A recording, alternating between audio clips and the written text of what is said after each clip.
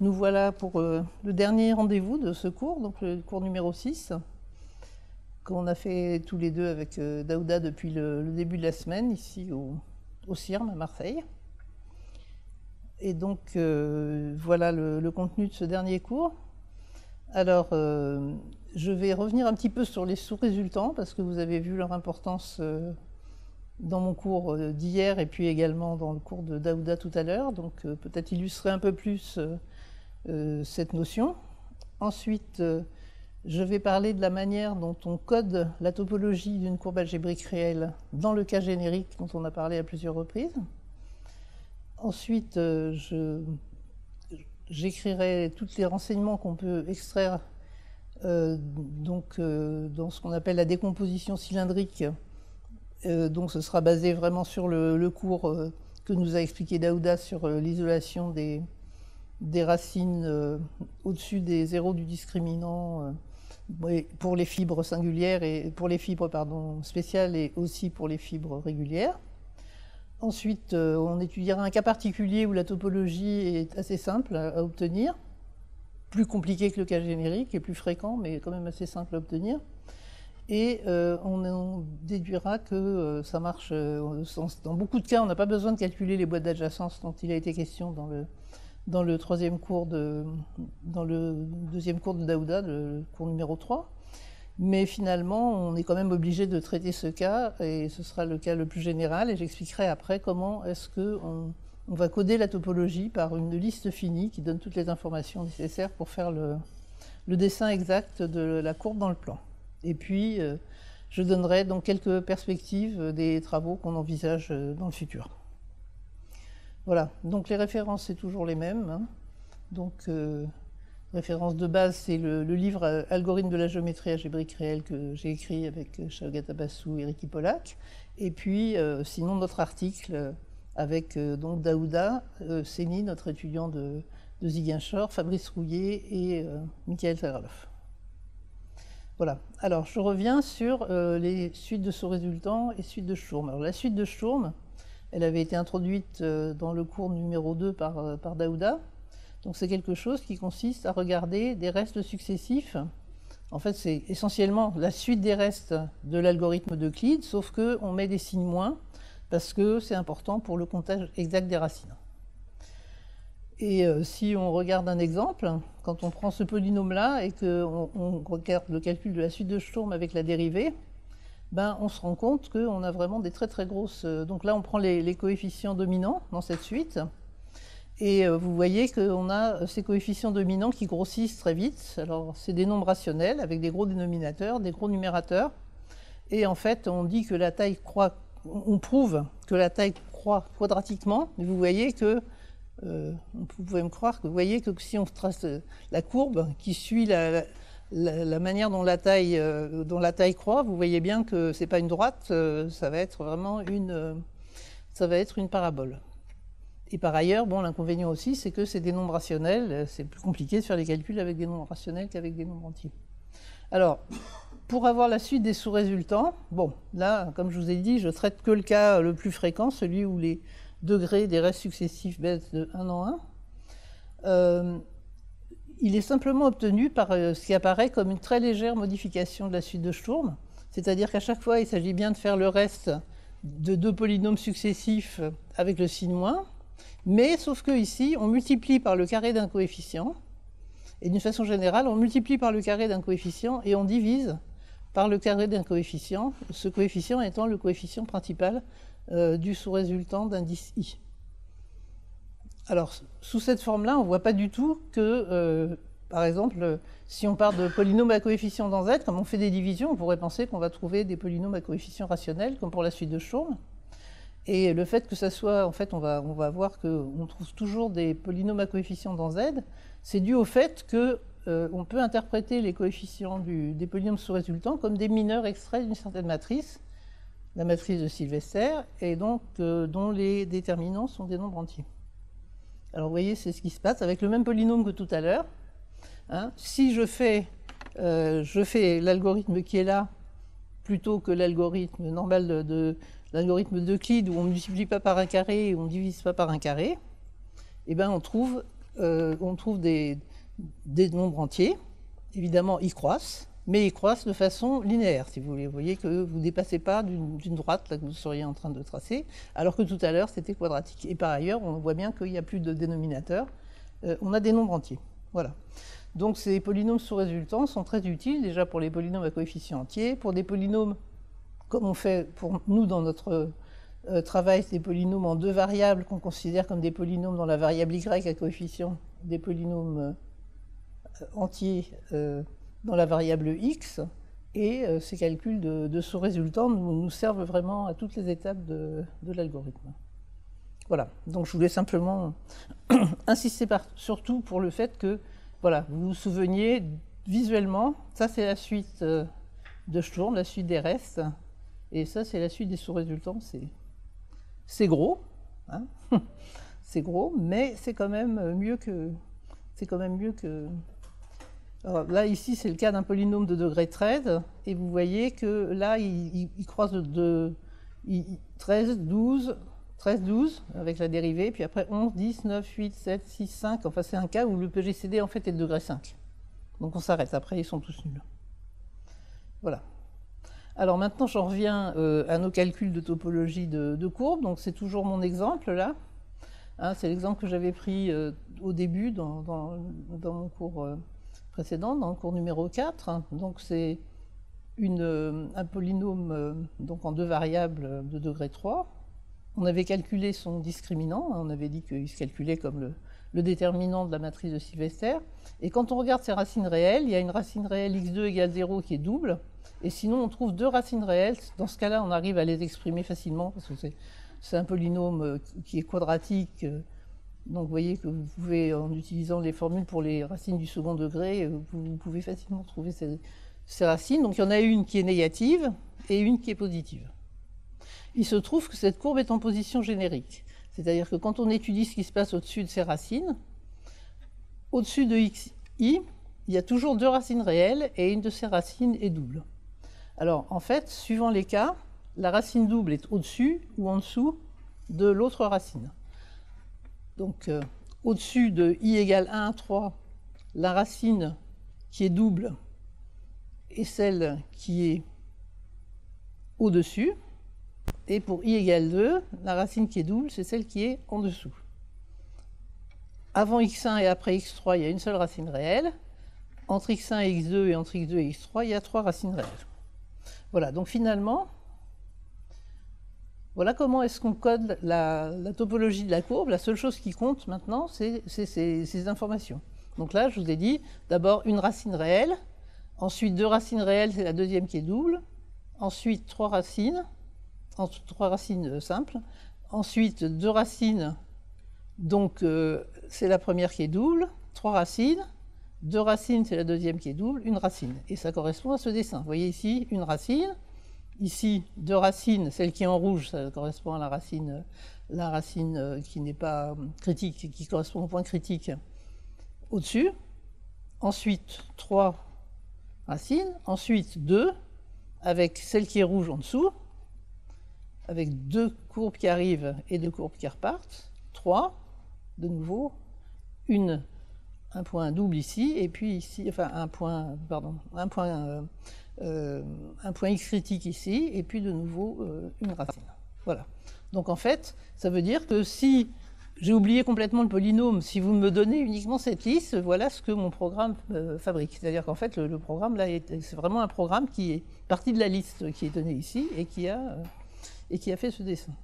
Donc finalement, si vous vous souvenez, la question que j'avais posée au début, voilà, si je fais rentrer l'équation, disons, dans un système qui fait des dessins, typiquement, on peut faire ça en Maple ou en Sage, ben, quand on a ce point-là, là, on ne voit pas trop s'il est vraiment singulier ou si ce serait peut-être que la courbe fait un petit détour comme ça, on ne sait pas trop.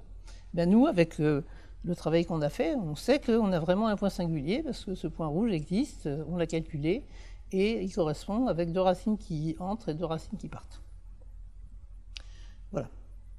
Alors, donc maintenant, on va faire des choses un petit peu plus générales, et donc on va s'intéresser à la décomposition cylindrique.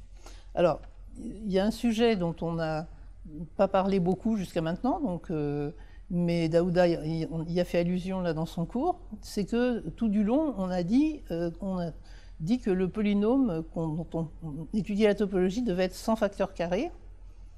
Il y a une bonne raison pour ça, c'est que si le polynôme avait des facteurs carrés, en réalité, le discriminant pourrait être identiquement nul. Donc prenons cet exemple-là. Hein.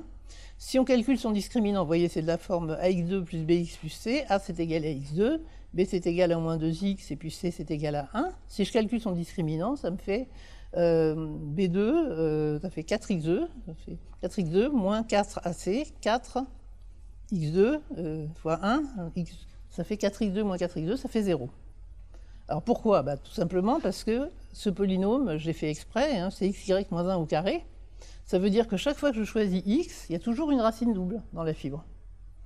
Et donc, ça veut dire que le discriminant est nul en tout point, donc il est identiquement nul.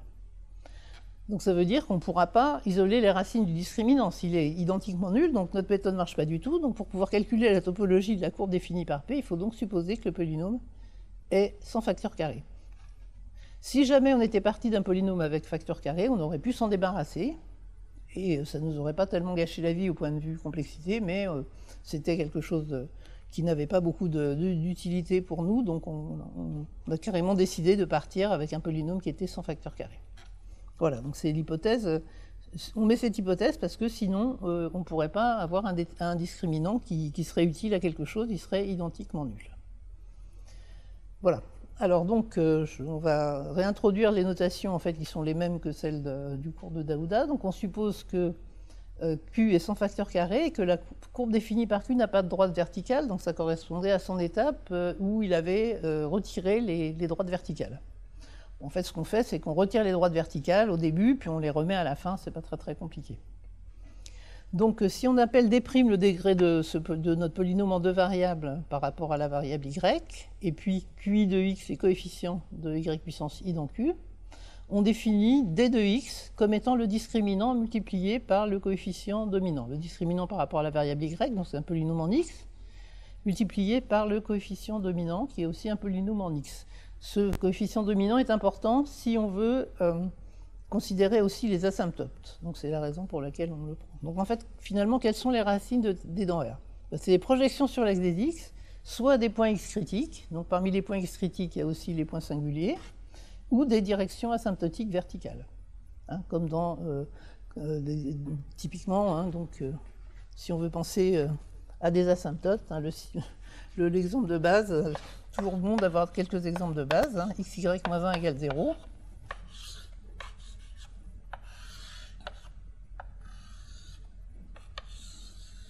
Et puis pendant que j'y suis, je vais aussi faire un autre dessin qui va être utile tout à l'heure. Donc c'est le dessin correspondant à la courbe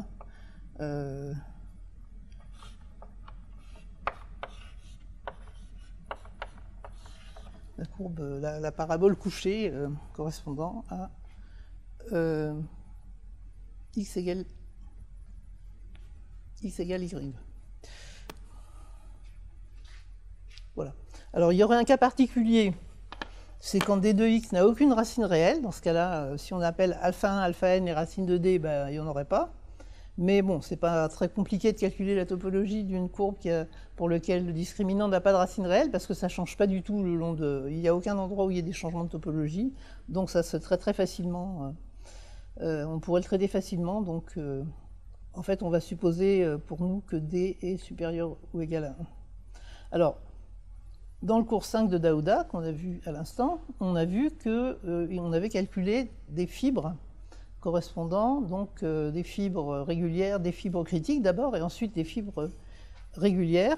Et en fait, on a montré le résultat suivant, mais je remets tout parce que ces notations vont m'être utiles. Donc, l'algorithme étant au tilde de d5 taux plus d6, et il permet de calculer, d'une part, le nombre grand N de racines de d. Essentiellement, ça se fait en isolant les racines de d, et donc en calculant combien on en a. Pour chaque i allant de 1 à n, on appelle alpha i, donc la ième racine de d. Hein, vous vous souvenez de la notation ici, là. Donc les alpha i sont les racines de d. Et donc pour chacune de ces racines, on détermine le nombre petit i des racines du polynôme q de alpha i y, avec d'autres informations qui sont le degré de q de alpha i et les indices singuliers et les indices critiques dans la fibre de alpha i. Donc comme Daouda nous l'a expliqué tout à l'heure, ça se fait en regardant quelles sont les racines multiples dans la fibre. D'autre part, on se donne aussi pour chaque i allant de 0 à grand N le nombre m' de racines de l'intervalle entre alpha i et alpha i plus 1. Alors qu'est-ce qu'on veut dire pour 0 et pour grand N? Ben, pour 0, ça va être de moins l'infini à alpha 1, et pour grand N, ça va être de alpha n à plus l'infini, mais sinon c'est entre alpha i moins 1 et alpha i. Et on va avoir deux informations supplémentaires qu'on pouvait aussi déduire du calcul des fibres qui nous a été expliqué par Daouda, c'est que chaque fois qu'on prend un indice qui est un indice critique, mais qui ne correspond pas à un point singulier, on va avoir besoin de calculer la multiplicité μij du bêta ij comme racine de q de alpha i y. Quand on a fixé alpha i et qu'on regarde par rapport à y, les racines, on les appelle, bon, c'est indexé par i bien sûr, donc on les appelle bêta i1 jusqu'à bêta i mi en fait. Donc pour chaque fois que l'indice j correspond à quelque chose qui est un point critique sans être un point singulier, on a besoin de la multiplicité de bêta ij comme racine de q de alpha i y et aussi d'un signe qui est le signe de la dérivée mu ijm de q évaluée en alpha i bêta ij multipliée par la dérivée par rapport à x de q en alpha i bêta ij. Vous vous souvenez qu'on a dit que c'est un point qui est critique mais qui n'est pas singulier. Donc ça veut dire que la dérivée par rapport à x évaluée en q n'est pas nulle. Donc ça tombe bien parce qu'on a besoin d'utiliser cette quantité et on voudrait que ça ne soit pas nul. Et enfin, ça va être pour s'occuper des asymptotes. Pour i allant de 1 à n, dans le cas où le degré de q en alpha i est égal à d' plus 1, donc, est égal à d' moins 1, c'est-à-dire que le degré du polynôme baisse de 1, on aura besoin du signe de q d' moins 1 de alpha i, c'est le signe du coefficient de degré d moins 1 en alpha i, multiplié par la dérivée en alpha i qui doit être également, qui nous intéressera dans le cas où elle est non nulle. Voilà, donc ça c'est juste un résumé de ce qu'on peut obtenir, enfin de tous les renseignements qui vont nous être utiles et qu'on obtient à partir de l'isolation dans les fibres qui avait été expliquée dans le cours numéro 5. Voilà. Alors, en fait, quel est notre but? À partir du moment où on a cette décomposition cylindrique, ben, notre but, c'est de savoir quels vont être les branchements, c'est-à-dire le nombre de branches pour chaque indice ij, le nombre de branches qui arrivent à gauche et le nombre de branches qui partent à droite d'un point de la fibre. Alors, pour la plupart des points de la fibre, ben, il y a une branche qui arrive et une branche qui repart, parce que c'est un point régulier, mais pour les points qui sont x critiques ou singuliers, eh bien, en fait, on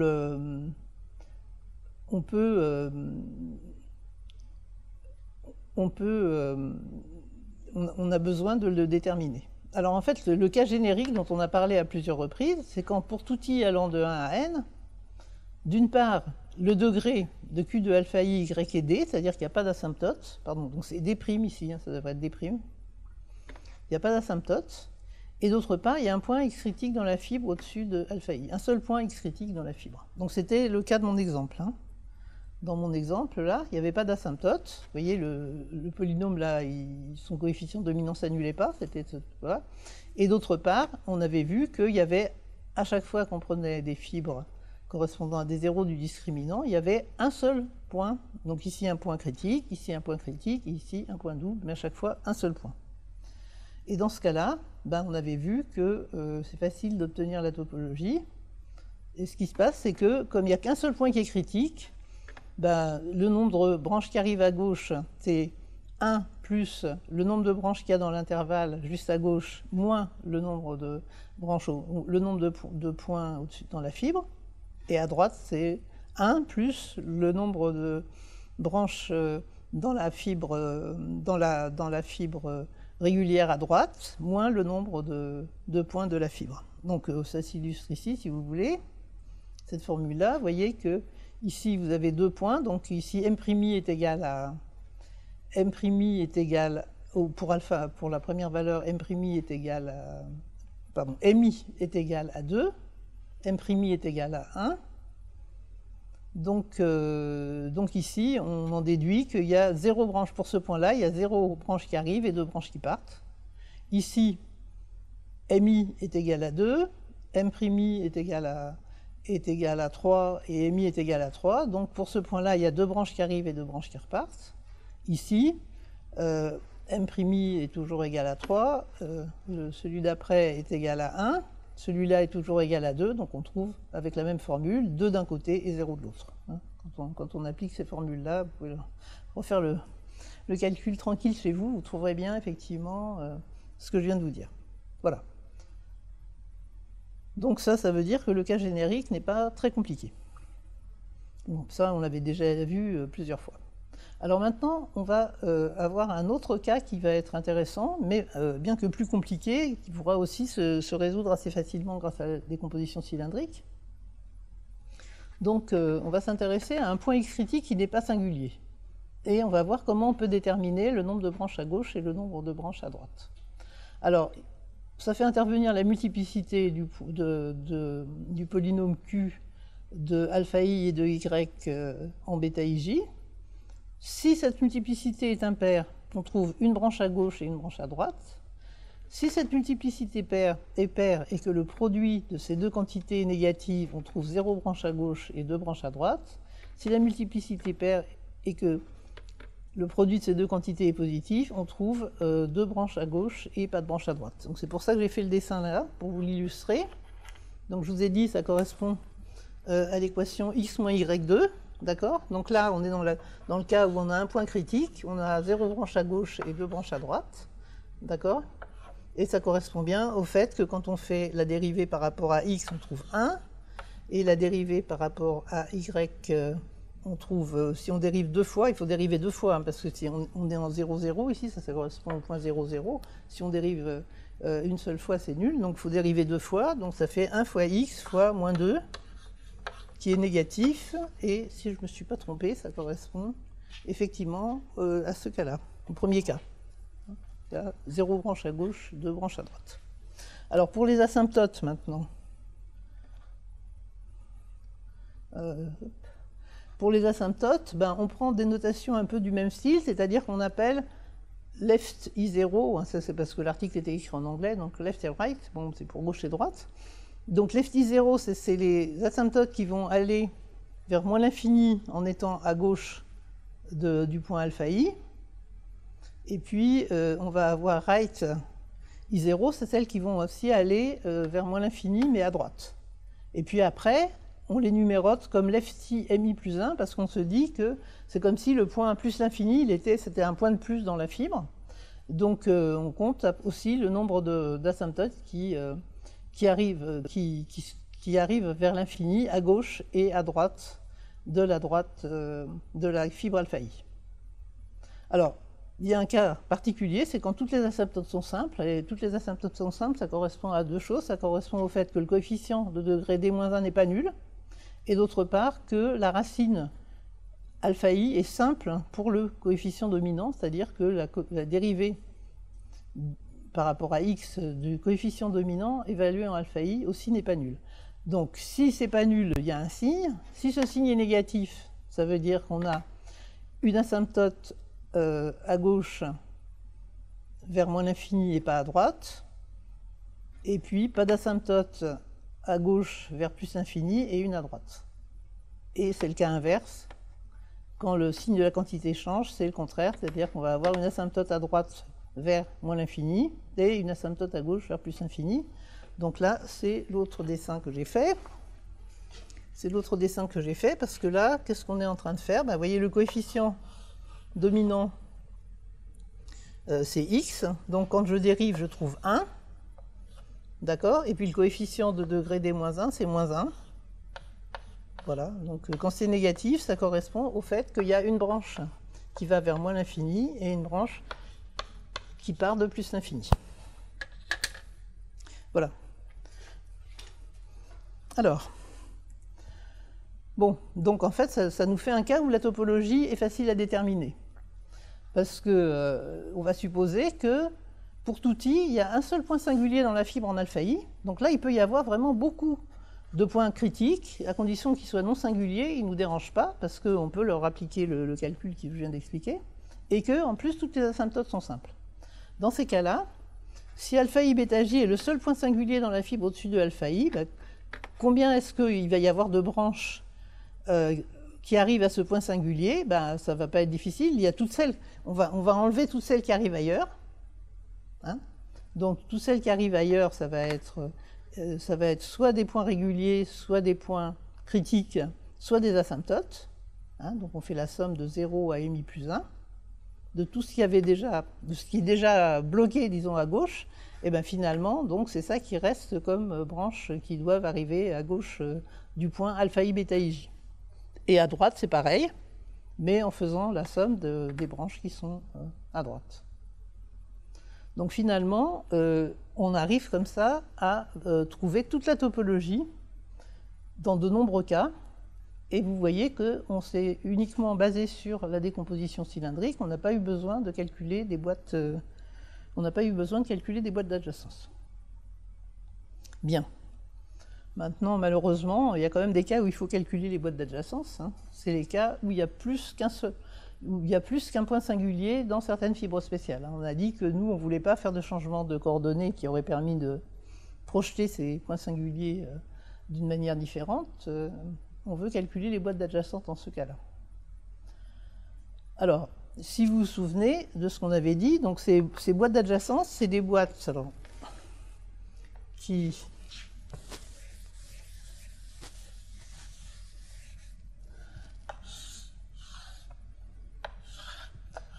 c'est des boîtes à l'intérieur desquelles on aura un seul point, donc ça va être un alpha i bêta ij, disons, qui va être un seul point singulier, hein, parce que s'il n'était pas singulier, c'était juste un point critique, on s'en serait déjà occupé par la méthode précédente. Et puis, ce qu'on fait, c'est qu'on regarde combien il y a de branches qui rentrent ou qui sortent sur les différents côtés, et puis en les comptant, par exemple, s'il y a une branche qui part comme ça et d'autres qui partent comme ça, on ne va pas les compter, mais celles qui arrivent là, on va les compter. Donc c'était un peu ce que Daouda avait expliqué déjà dans le premier cours. Donc typiquement, par exemple, qu'est-ce que c'est que le côté? Donc vous voyez, donc, il y a un certain nombre de côtés sur cette boîte. Par exemple, ce côté-là, à quoi il correspond? Ben, il correspond à un point que je vais appeler alpha, qui va être une racine de la partie square free de la partie sans facteur carré du d étoile dont on prend la dérivée. Hein. C'est une racine de la dérivée de la partie sans facteur carré du d. Hein. Et qu'est-ce qu'on doit faire? Ben, par rapport à ce qui se passe sur cette droite. Donc ça, c'est une fibre, en fait. C'est une fibre régulière qui correspond à une racine de d étoile prime. Hein. On avait vu que pour obtenir la bonne topologie, il ne fallait pas prendre, même dans le cas régulier, il ne faut pas prendre des fibres rationnelles, il faut prendre des fibres définies par des nombres algébriques. Et après, qu'est-ce qu'on doit faire là-dessus? Ben, après, on doit regarder le polynôme Q de alpha y, hein, et puis on doit isoler ses racines. D'accord? Et puis après, quand on isole les racines, imaginons qu'on ait, par exemple, voilà, le cas qui nous embêterait, c'est une racine qui passe de ce côté-là, à côté de cette valeur-là. Cette valeur-là, qu'est-ce que c'est? C'est quelque chose qui va apparaître, au contraire, comme un 0, qui va apparaître de l'autre côté comme un 0 d'une racine d'un polynôme qui va être l'équivalent de d étoiles, mais calculé par rapport à la variable x. Et là, on pourrait éventuellement avoir à raffiner très longtemps pour savoir si, là, on ne sait pas trop, ça a l'air de passer par le coin, est-ce que ça passe au-dessus, en dessous, etc. C'est un petit peu compliqué. Et c'est tellement compliqué que si on essaye d'analyser la complexité du truc, de la situation, on se rend compte qu'il peut y avoir un séparateur qui va être vraiment très mauvais dans ces cas-là. Bon, pourquoi? Parce qu'en fait, on est en train de faire un séparateur entre un polynôme de gros degré, D2 à peu près, et qui est à coefficient entier, et des polynômes qui sont de beaucoup plus de petits degrés, parce que les Q2 alpha y sont seulement de degré d, mais leurs coefficients sont devenus algébriques. Et ça se mélange mal, on n'arrive pas à avoir une bonne borne pour le séparateur dans ce cas-là. Et si on voulait vraiment insister pour séparer ces racines, décider est-ce qu'elles sont égales, laquelle est plus grande, laquelle est plus petite, on pourrait vraiment avoir des problèmes pour atteindre la complexité qu'on cherche. Donc en fait, c'est qu'on va admettre des ambiguïtés sur la position. Qui est simplement, ces ambiguïtés vont être telles que ça ne va pas changer le résultat du calcul. Si vous voulez, typiquement ici, là, bon ben, là, ça a l'air d'être comme ça, le dessin. D'accord ? Mais on pourrait imaginer que ça soit plutôt comme ça, ou que ça soit même carrément... Enfin, plutôt, ma boîte, elle est plutôt... elle n'est pas exactement comme ça. Plutôt, la partie boîte, c'est pas ça. Ouf. Alors... Donc la boîte est comme ça, et là, on a dit que le morceau de courbe, là, il sort comme ça. Là, il est comme ça, mais peut-être qu'il sort là, peut-être qu'il passe carrément au coin, ou peut-être qu'il est légèrement au-dessus. J'en sais rien, finalement. Je n'ai pas eu suffisamment calculé de choses pour savoir ce qui se passe, mais dans tous les cas, il va aboutir au point singulier, en fait. Donc, on lève les ambiguïtés en regardant de façon un peu plus détaillée les cas qui peuvent se présenter. C'est quand même assez technique, donc voilà, j'en dis pas plus. Si vous êtes passionné par le sujet, vous pouvez toujours lire notre article. Voilà. Après, donc ça c'est pour les côtés verticaux des boîtes d'adjacence. Pour les côtés horizontaux, il y a aussi quelque chose d'à peu près similaire. Et voilà. Bon, après, on a encore besoin de calculer les asymptotes. Donc pour ça, il faut calculer des asymptotes quand ce n'est pas des asymptotes simples. C'est-à-dire dans le cas où soit le coefficient de degré d-1 est nul, soit le coefficient de degré d a une racine multiple en alpha i. Bon, en fait, ça ne va pas être très très compliqué, parce qu'en gros, pour calculer les asymptotes, ça revient à regarder ce qui se passe à l'infini. Donc comme on sait quelle va être une borne sur la taille des racines, on coupe par une droite horizontale y égale m, ou y égale moins m, avec m plus grand que toutes les racines, pour étudier ce qui se passe en plus l'infini en moins l'infini. On va avoir des bornes sur les tailles des racines, donc finalement on va aussi s'en sortir, et là aussi il y a les détails dans le papier. Donc finalement, si je résume, dans le cas générique, donc on avait cette décomposition cylindrique, c'est-à-dire ce calcul des fibres, avec un certain nombre d'informations bien précises. Pour la position générique, ça nous donne toute la topologie.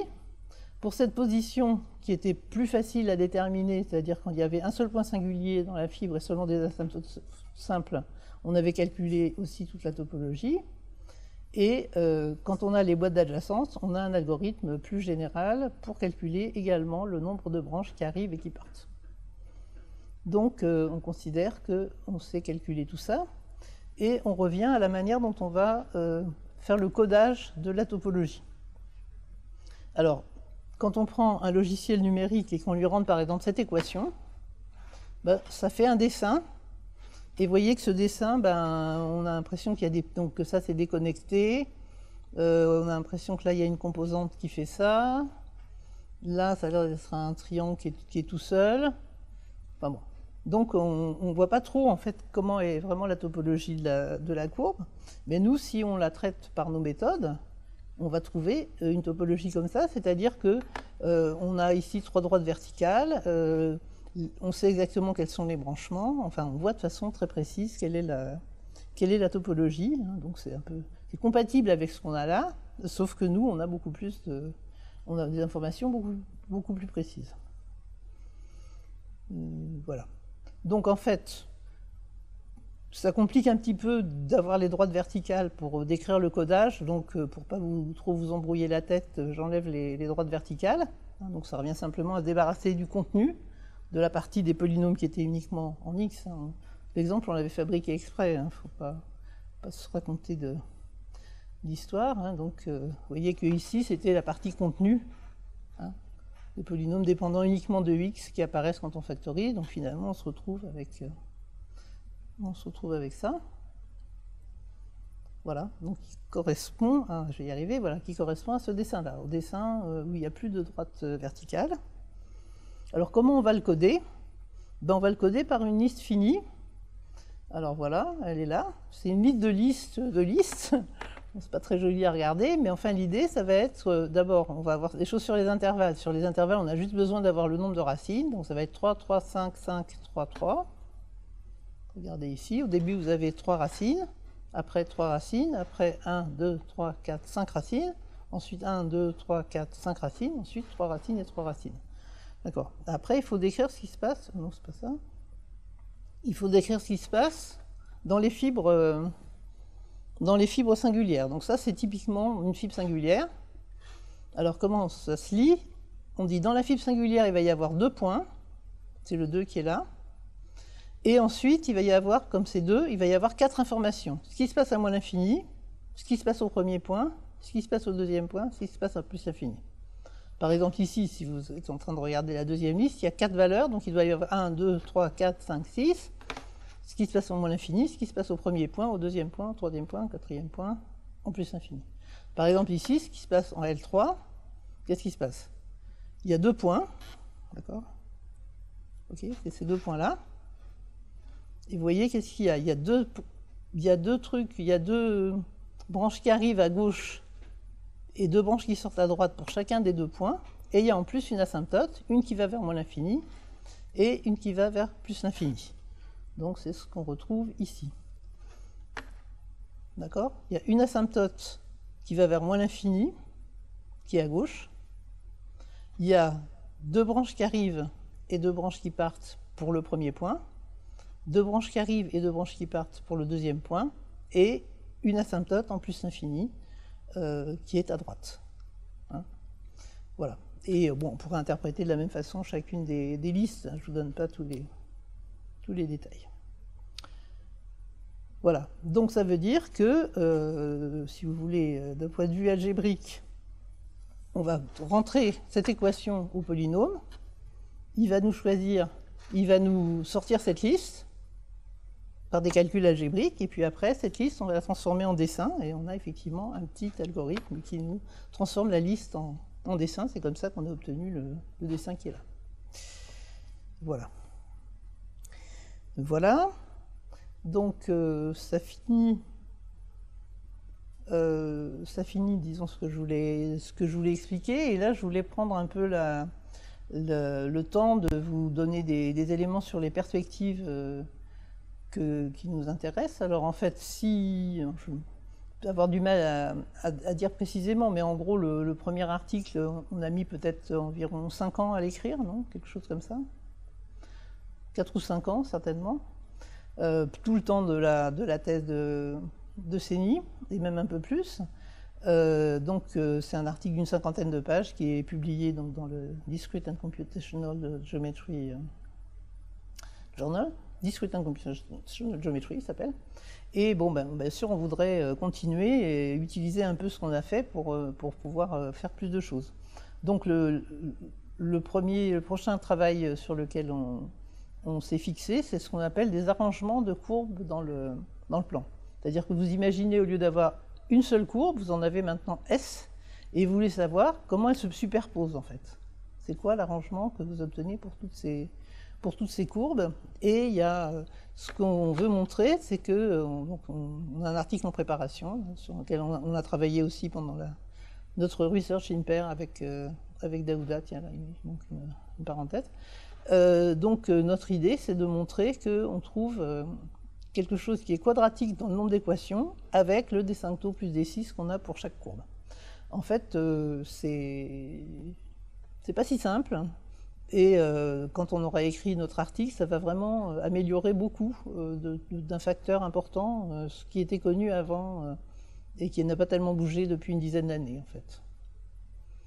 Alors une fois qu'on aura fait ça dans le plan, on aura un peu fini tout ce qu'on peut faire dans le plan, disons. Donc on va s'intéresser à des choses comme la topologie d'une courbe gauche dans l'espace ou bien la topologie aussi pour les surfaces. Donc ça, c'était des choses que Daouda avait étudiées déjà dans sa thèse de doctorat, mais évidemment, maintenant, il y a des techniques nettement plus puissantes qui permettent d'améliorer les résultats.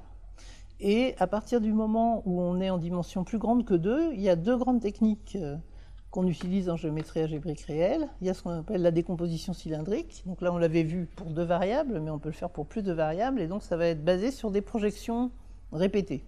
On va projeter d'abord une surface dans l'espace, on va la projeter sur le plan. Ça va définir une courbe. Et puis cette courbe, on va après la projeter de nouveau sur l'axe des X avec son discriminant, de façon à étudier la situation. Donc ça, c'est quelque chose qui donne vraiment beaucoup d'informations, mais qui d'une certaine manière coûte trop cher.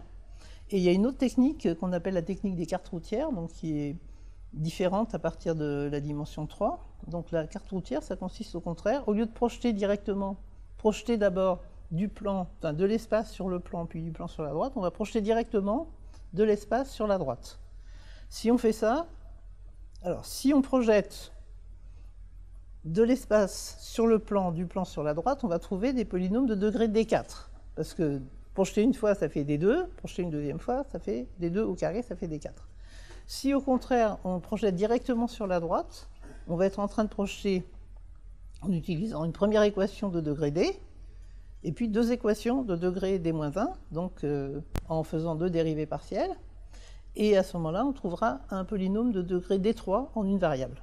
Ce polynôme de degré D3, si on isole ses racines, ça va nous donner du O tilde de D8O plus D9, alors qu'on devrait trouver du O tilde de D11O plus D12 pour la topologie complète. Donc ce serait bien d'arriver à illustrer sur ces exemples, à partir de la dimension 3, qu'il y a vraiment une différence entre la méthode des cartes routières et la méthode donc, de décomposition cylindrique dès le premier cas où cette distinction a un sens, c'est-à-dire le cas des surfaces. Mais bon, c'est quand même beaucoup de travail pour en arriver là. Donc voilà. Mais en gros, c'est ça qu'on souhaite faire pour continuer nos études donc de complexité qui font intervenir, comme vous avez pu le voir, quand même pas mal de quantités géométriques, c'est-à-dire qu'on fait les calculs par l'algèbre, mais il y a une partie géométrique importante, et c'est cette combinaison de l'algèbre et de la géométrie et de l'algorithmique qui fait l'intérêt de ce type de travail. Voilà, donc je m'arrête là, j'en profite pour remercier tout le monde, moi aussi.